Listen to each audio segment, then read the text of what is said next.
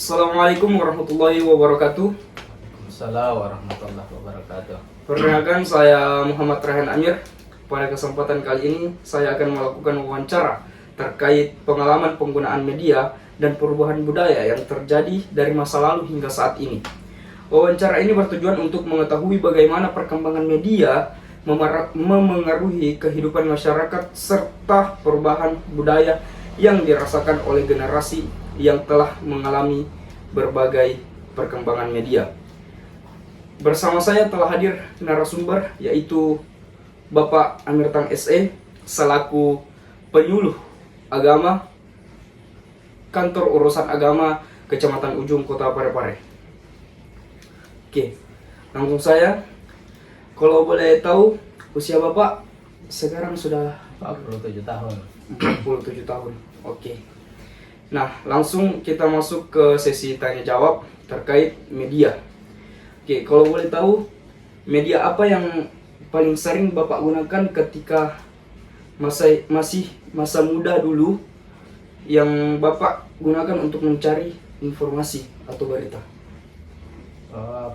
Pada saat saya masih muda, saya menggunakan media, radio, televisi, dan juga berkomunikasi langsung dengan masyarakat.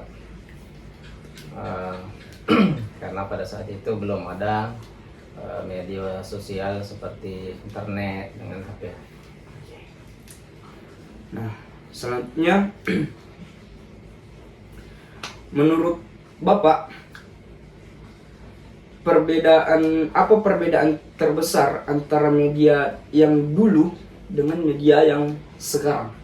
Kalau perbedaan dengan media yang dulu dengan sekarang sangat jauh berbeda, karena media yang dulu sangat terbatas, dan kemudian seperti media radio hanya mendapatkan informasi lewat suara. Beda dengan sekarang, karena dengan perkembangan di era sekarang sudah banyak media. Ada media televisi, media sosial, internet, smartphone, sehingga memudahkan berkomunikasi dengan keluarga yang jauh, termasuk keluarga yang jauh dengan bahkan termasuk keluarga yang dekat juga, lebih memudahkan untuk berkomunikasi. Nah, kalau boleh tahu Bapak ini menggunakan telepon genggam dan internet itu mulai dari kapan? Mulai sejak kapan? Menggunakan telepon genggam itu sejak tahun 2002. Itu 2002, dan pada saat itu masih menggunakan telepon seluler, dan pada saat itu juga belum menggunakan internet.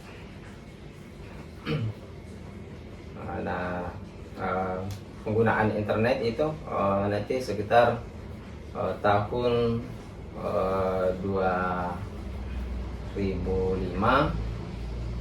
itu sudah mulai menggunakan media internet. Nah, selanjutnya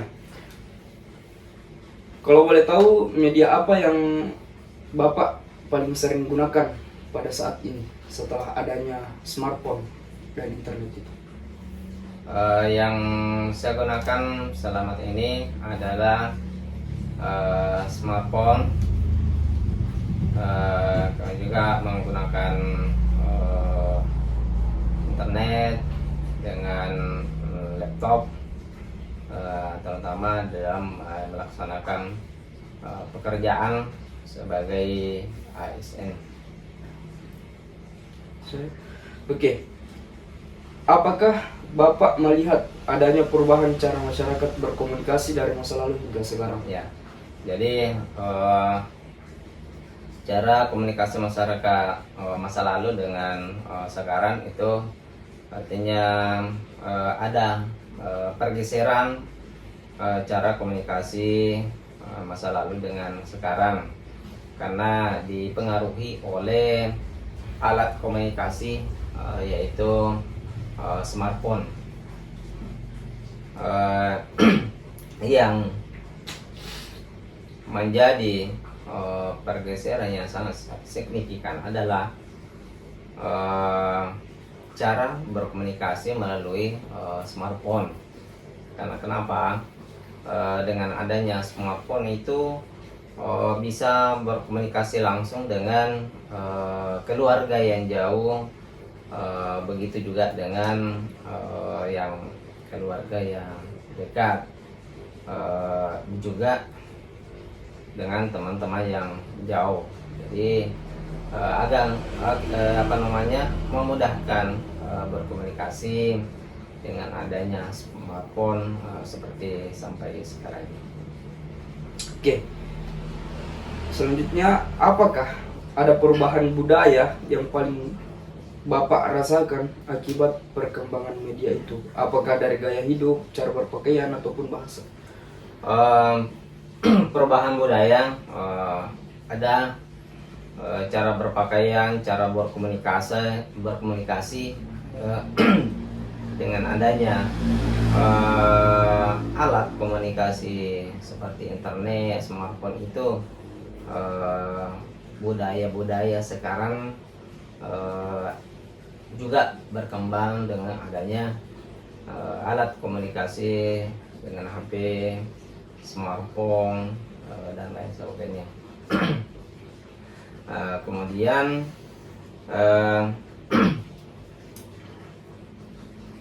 cara berkomunikasinya juga ada budaya cara berpakaian karena dipengaruhi oleh adanya internet, sehingga pengaruh-pengaruh budaya luar bisa masuk ke budaya negara kita sendiri.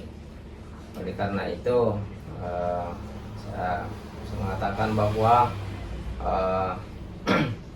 budaya luar negeri itu bisa diketahui dengan adanya smartphone atau alat komunikasi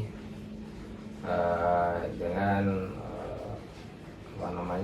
smartphone itu. Oke.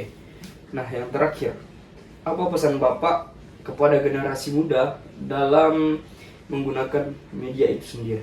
Jadi pesan saya kepada generasi muda untuk dalam penggunaan media sosial agar sedapat mungkin alat komunikasi atau media sosial ini dipergunakan dengan baik, dipergunakan sebagaimana mestinya, agar alat komunikasi ini bisa bermanfaat bagi diri kita sendiri dan juga bermanfaat bagi orang lain, dan tidak merugikan diri kita dan juga tidak merugikan orang lain.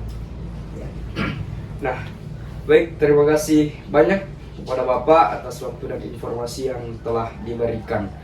Nah, dari wawancara ini dapat kita pahami bahwa perkembangan media telah membawa banyak perubahan dalam kehidupan masyarakat, baik dalam cara memperoleh informasi maupun dalam perubahan budaya sehari-hari.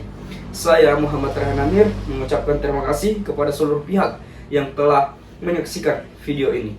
Nah, setelah wawancara tadi, saya dapat menganalisis hubungan media dan budaya menurut teori Stuart Hall, berfokus pada pandangan bahwa media bukanlah cermin yang netral dalam merefleksikan realitas, melainkan alat aktif yang memproduksi makna, representasi, dan syarat dengan kepentingan budaya dan kekuasaan.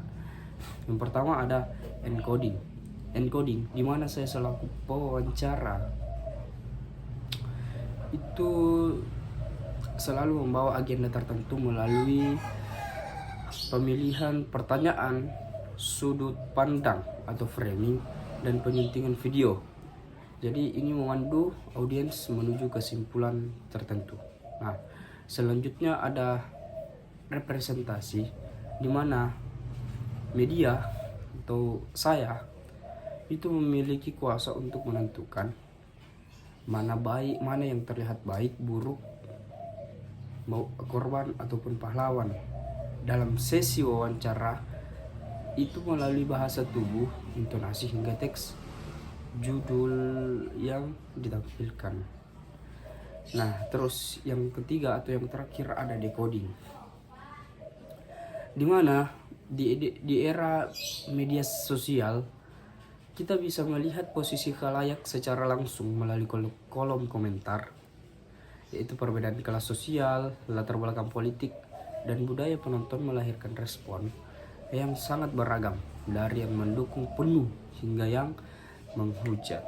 Tapi mohon maaf, saya belum bisa menentukan decodingnya, karena decoding kita bisa lihat dari respon dari audiens yang menerima informasi ini.